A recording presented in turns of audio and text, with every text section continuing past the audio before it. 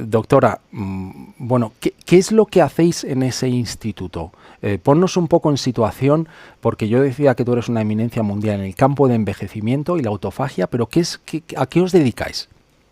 Pues la ventaja de estar en un centro de este tipo es que hay gente haciendo investigación en muchos aspectos y hablando de envejecimiento, como sabes, no envejecemos por una causa única o por un mecanismo único y siempre necesitas personas con la capacidad y con la experiencia en distintos procesos celulares, moleculares, que contribuyen al envejecimiento.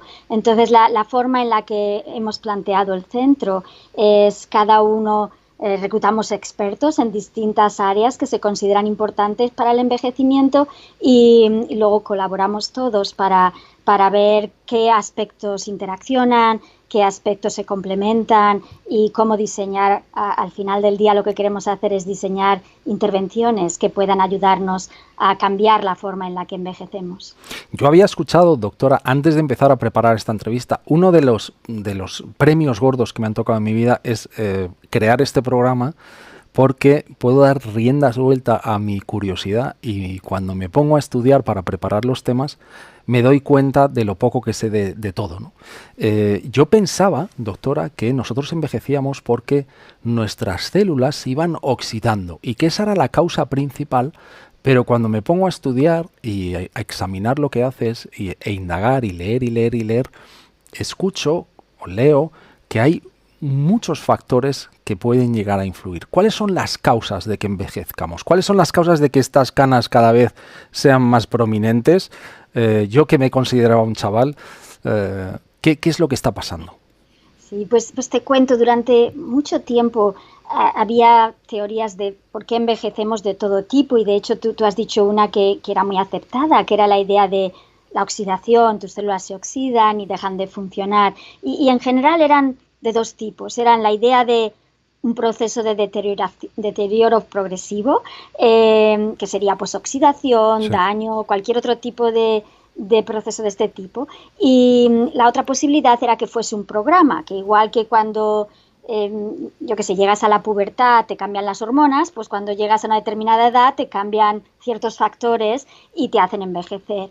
Y había siempre como mucha rivalidad entre estas dos grandes teorías y no nos llevó a ningún sitio, porque prácticamente lo que nos dimos cuenta es que, como tú has dicho de tus lecturas sobre el envejecimiento, es que hay muchas causas del envejecimiento y lo más importante es determinar cuáles son las más influyentes y cómo interaccionan entre ellas.